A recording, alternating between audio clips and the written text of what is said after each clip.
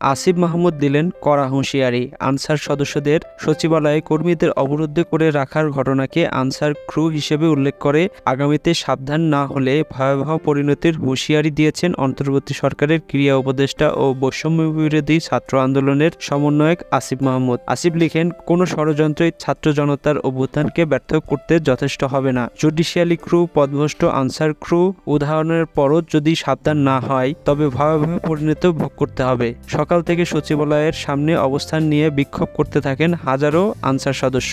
এক পর্যায়ে দুপুর 12টা থেকে তারা সচিবালয়কে অবরুদ্ধ করে রাখে।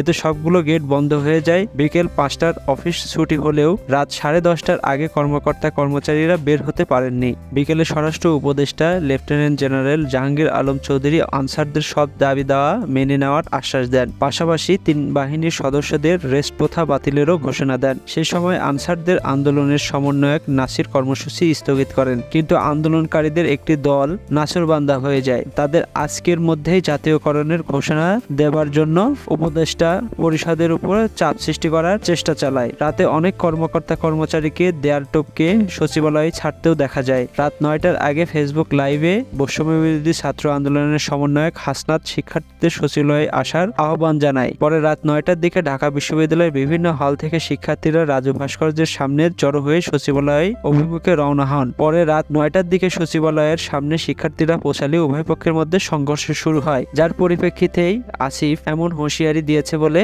মনে করা হচ্ছে। আমাদের সাথে নতুন হলে চ্যানেলটিকে সাবস্ক্রাইব করে রাখবেন। ধন্যবাদ।